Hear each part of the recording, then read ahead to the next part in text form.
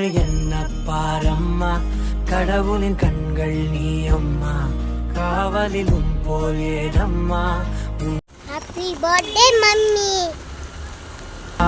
விரல்களை பிடித்திடும் போது கிடைக்குதே பிரபஞ்சமே.